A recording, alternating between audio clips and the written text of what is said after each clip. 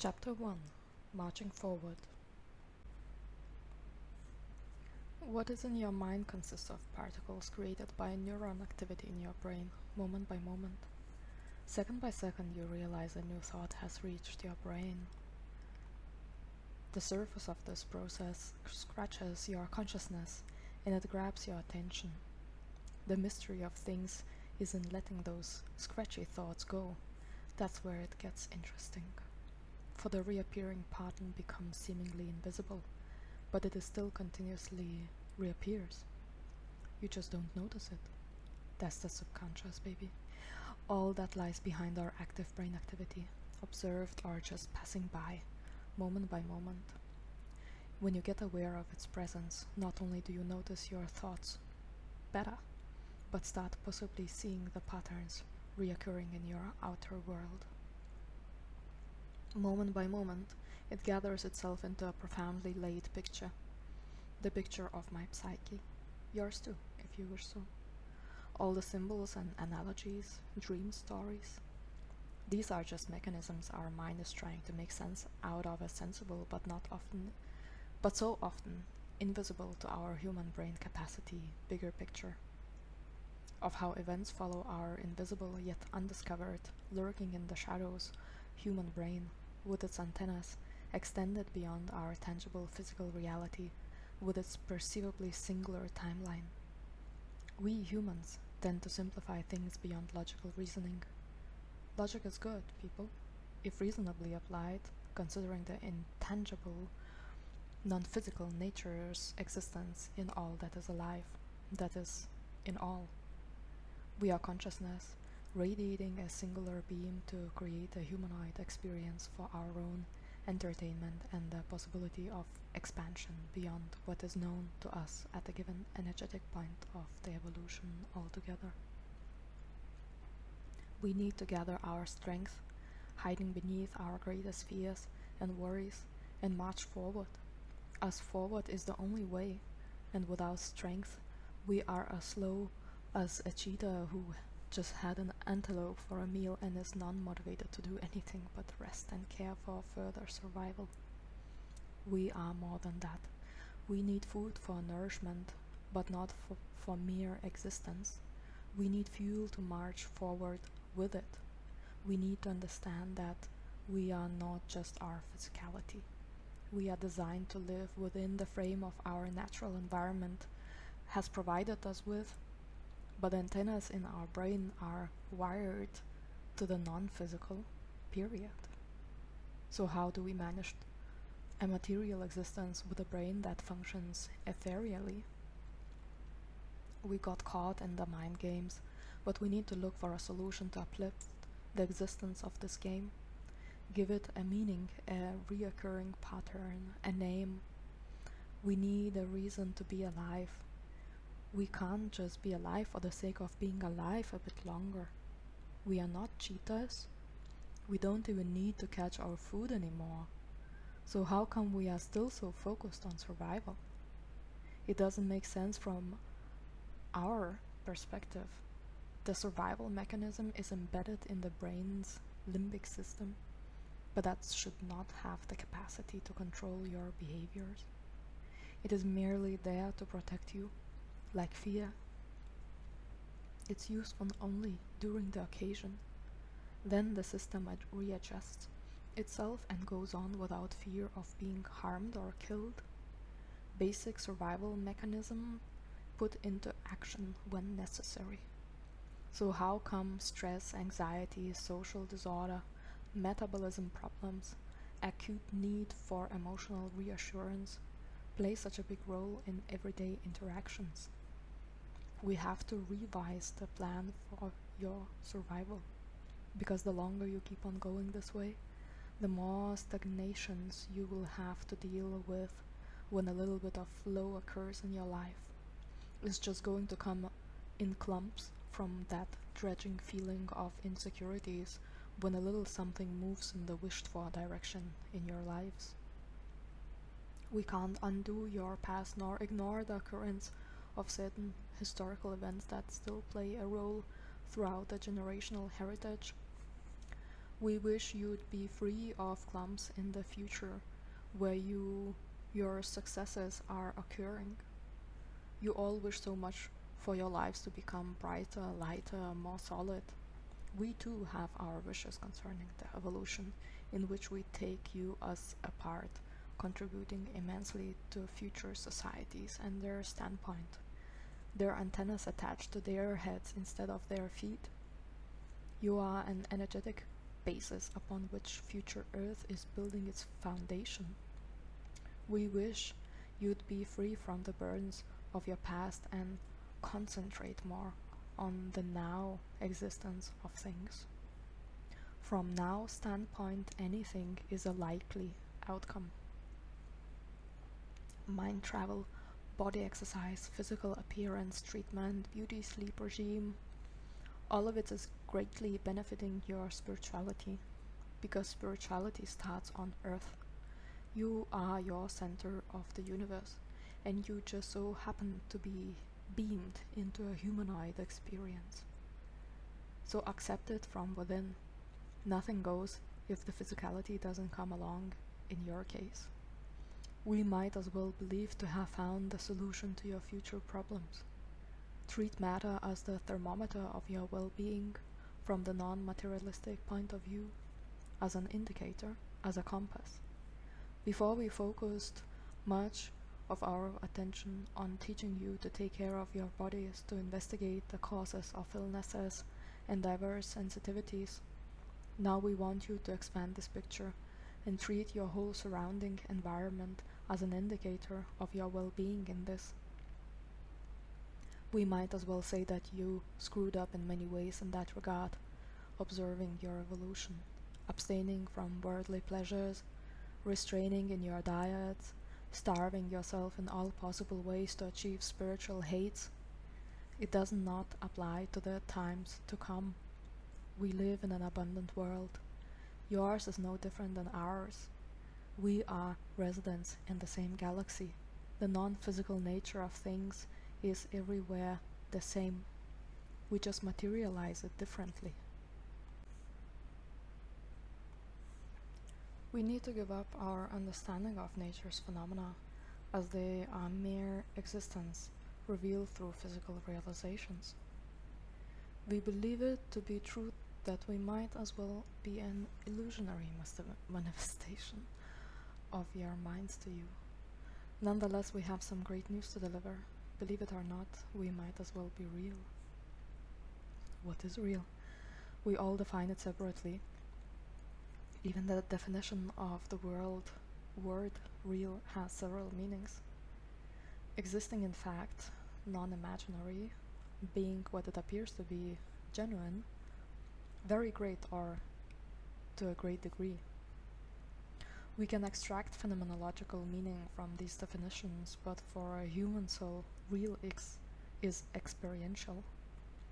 What is felt, what is perceived, is tangible with the senses. You don't believe in others' realities, but fully in your own. You care to believe in one perceived truth, but that's the trap many fall into and then fight about, or even kill for. Try extinguishing those not conforming with your own perception. It happened to me as well, an unlucky experience. I wouldn't like to repeat it. Too much pressure, too much harm that can be justified.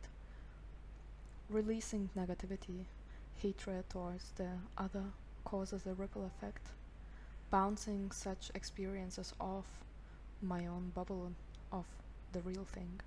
And then it's gone. It vanishes without pushing or convincing. A woman finds her own strength in silent conviction, not shouting her truth into the face of her abuser. She retrieves silently, and those who notice it notice her strength, not through shiny armor, but through the way she carries herself, not through mentioning her colorful achievements, but being colorful inside. A graciousness doesn't come from within when what's within is chaos and dispute. It doesn't appear in silent resurrection either. It appears when she starts caring for herself more than anyone ever cared for her, when she becomes one with herself in terms of not needing a substitute for her need to be met, fulfilled on the outside. She alone can provide for herself, because she is capable of providing for the world. But that strength, that endless source of giving, birthing creativity, is to be found in one's own fullness first, and the rest it's what comes naturally as a byproduct. She cannot help herself but give, but to provide. Without that inner fullness, she exhausts herself, and the life force is not tapping into her inner beauty, a powerful solution within. Then it's draining her own energy. I would love to find and attract more people into my life, having found that source in them. Would love to join the troupe of inspiring silent leaders who are resourceful to overbearing extents. Resourcefulness is real, for it comes from within oneself in the form of wisdom connected to the tangible results of giving action. We might see it as agility, vividness, or aspiration. In that case, it does not come as at the cost of one's own inner drainage. It comes as it is the most natural thing to flow through. We might believe it to be youthfulness, but these sheets are simply rather clean, unburdened. And nobody is born that way. We need to clean our sheets as life goes, a great act of strength put to the test and into action. My gut is telling me to go the wrong way for the sake of long-term future contentment. The wrong way by whose standards, you ask me? By my own standards, those that I set for myself a long time ago. The furnished beauties that now lie covered with a thick layer of dust, not an attractive option for home decoration. My mind once told me to release the deceased people's mentalities from my psyche, a task leading me on a mysterious path of unknown challenges and diseases I needed to overcome in order to overcome their causes lying deep in my genome. Physicality comes along every time. No possibility to come around it, as it seems. The lessons need to be confirmed that they are learned through the time panel. Saw through my things today, looked at what I am energetically still carrying from the burdensome past. Little things came up, nothing groundbreaking. But at a certain phase of the releasing process, the breadcrumbs observation becomes the real and important work. For the clean sheet is only then clean when no tiny bits and pieces lie around, dismissed as non-impactful. Those tiny details seem to carry a significant capacity of halting further progress in the wished-for direction. And I'm very thorough personality. So I'd say if I wish the big thing to go right in my life, I'd better do the ground cleaning of energies.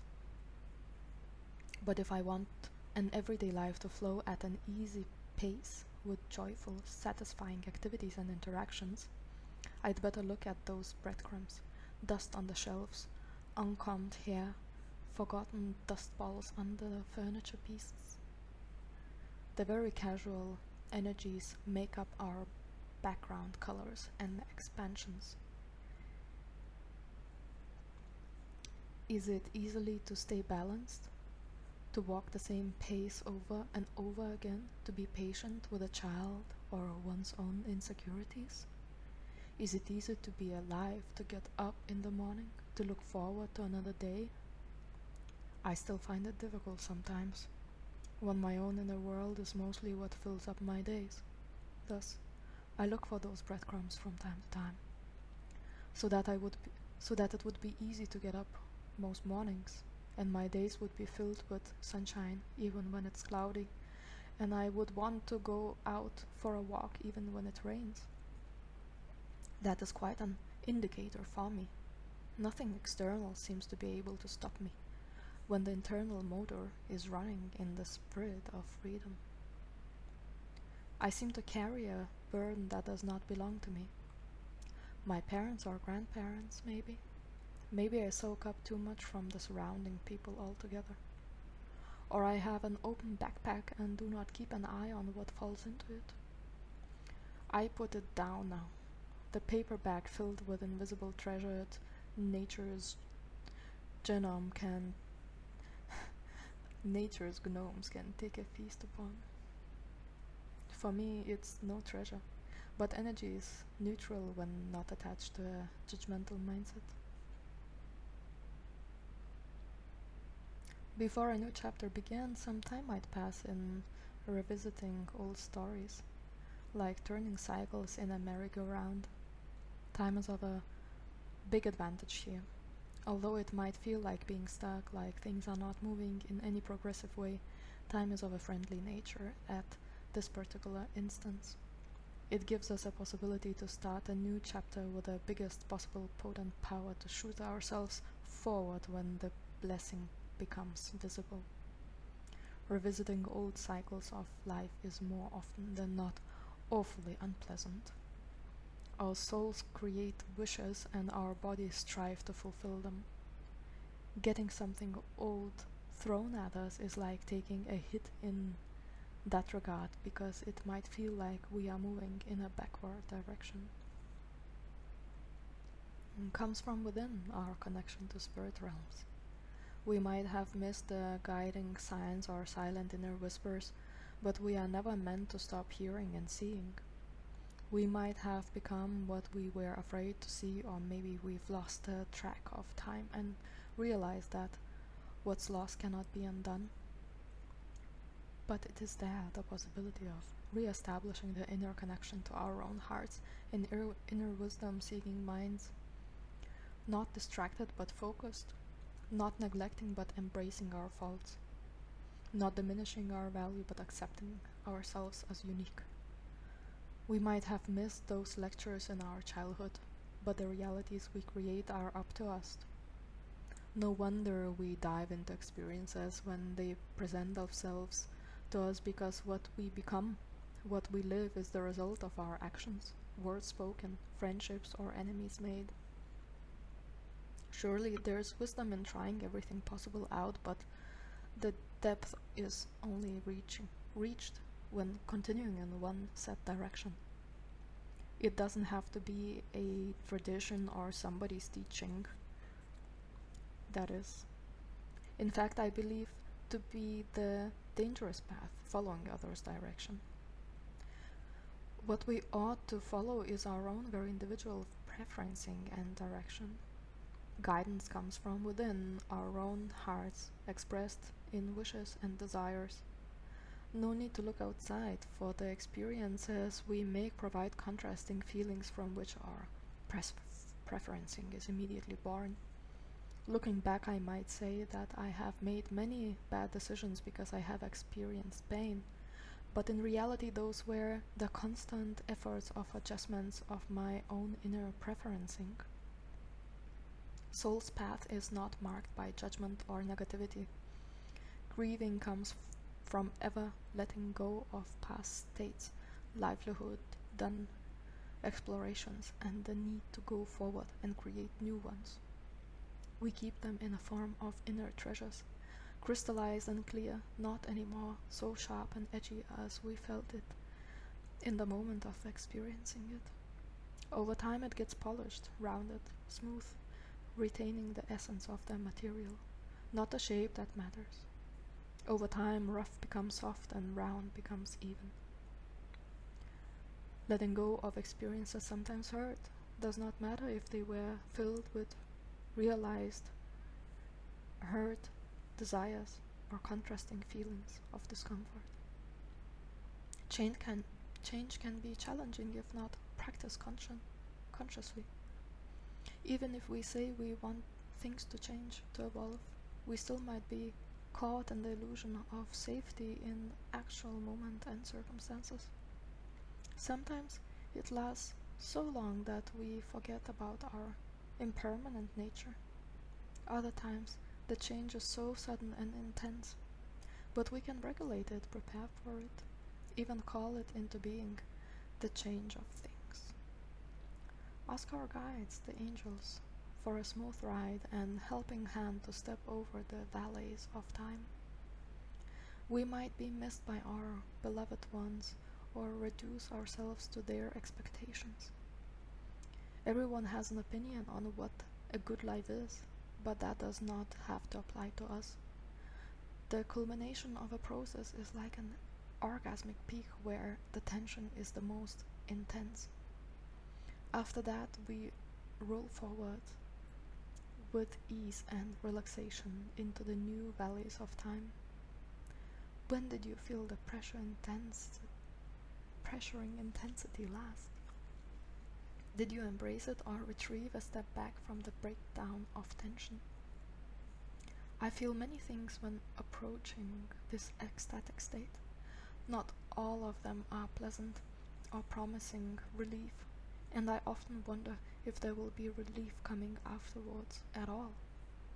I feel sensations, the excitement, imagining the new start. I often ask myself how long this tension is going to last, or am I to do something about it? Intuitively, I know that the release comes from loosening in the situation, not tension. It's a feminine art of allowance that enables the gate opening where stored and building up pressure waters get released into the most natural and easy flow. The processes cannot be reversed. The tension cannot be built down, even if we back off with our intentions. Something in us will remind us of the intrinsic need for a culmination in the process called life. Retrieving back from a process is a vague effort to preserve one's own demeanor towards life, not progressing it into the new stages where we could embody a different, till now latent part of our personality. Retrieving to sustain tension instead of letting go and saying goodbye to it. We grow attached even to the uncomfortable states we find ourselves into. I feel how my body is pulsating with extra energy, not having an outlet yet. You know how an elephant is being made out of a fly in situations when we exaggerate them? My stillness is like that elephant growing with time passing by without a new, predestined for it, this newly discovered energy occupation. Am I to lose this potency in an, although purposeful but not dreamed of, direction? Or am I to wait in this tension, embracing stillness and pressure within? I seek for relief but not for distraction. I embarked on this journey with a no matter how long it takes conviction. I would love to engage in some free time activities, establish a regularity in my longer routines. But it all seems to be only achievable when the main framework, which is my biggest manifestation wish, creates the grid for everything else in the day-to-day living environment to find their own places. And so I am convinced to stay living in tension, learning to embrace the feminine power of openness, attraction, release. A multitude of ways present themselves over the years passing by. Not all of these are chosen as new destinations, but the pondering about them shapes our mindset about a possible new future. I too have engaged in this inner reality construct for the sake of figuring out my next steps. Sometimes I found agreeable options and inwardly set out to achieve them. Luckily, not all of the possibilities were permitted by life.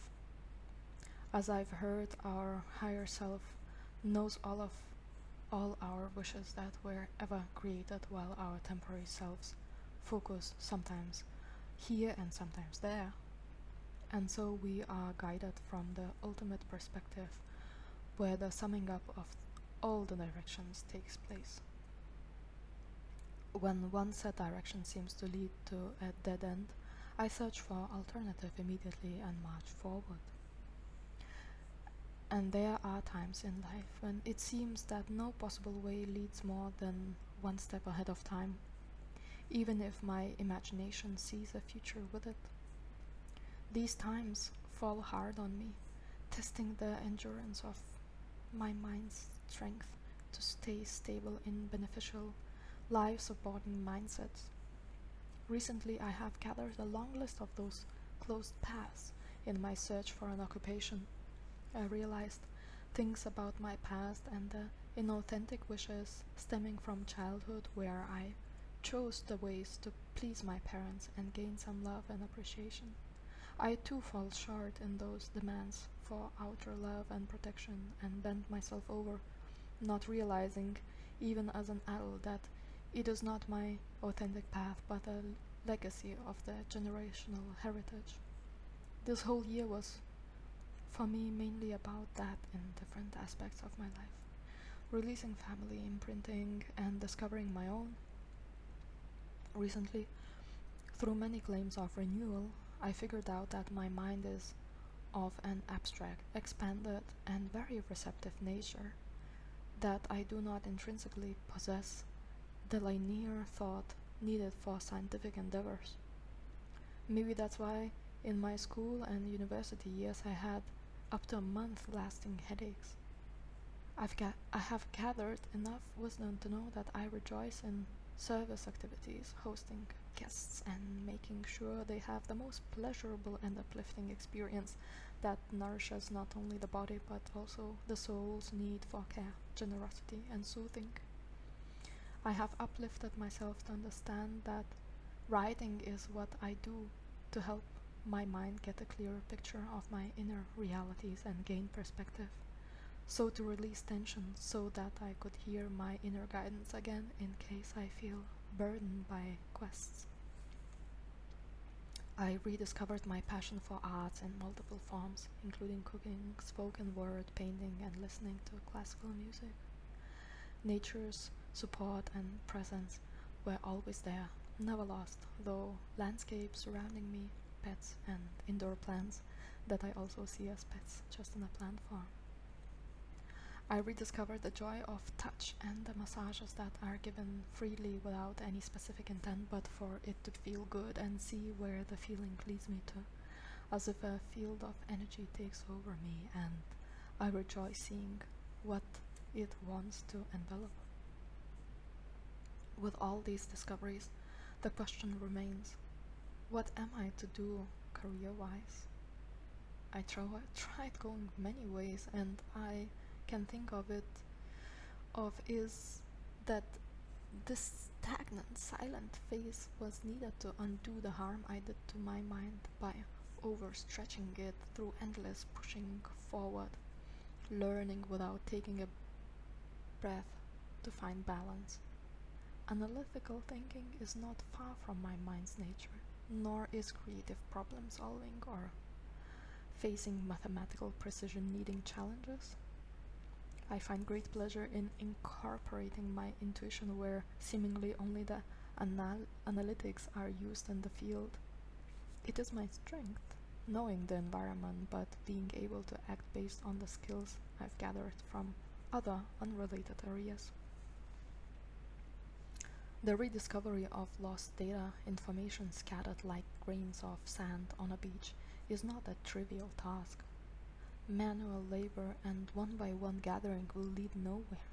So I ask myself if the areas of work still exist where such problems are created, but not yet the solution found, where even the artificial intelligence is of no use today. There I could fit in, there I could guide the way forward. Where others have arrived at the dead end, is there a name for such a job description? I feel people can hardly categorize me when looking into my past accomplishments and experiences, and thus my expertise is not being revealed to them by the mere facts, presented to them by my applications. It takes one to see one. That's what I believe, and I cannot think of anything else but turning back to the universe and praying, for I do not see any linear way of coming forward with my wish under such given circumstances and inner criteria. Coincidences do not exist. I shall align with the people who are unknowingly aligning to me so that we could meet, so that we could recognize the potential in each other's presence and continuation of collaboration. How does that happen? By me taking care of myself, my inner well-being, by cultivating ease in my mindsets, by listening to the inner guidance system and being brave when the time comes to put thoughts into actions. Otherwise, I trust that my inner compass will remain showing me my north, and I will never get lost, no matter the topics or circumstances.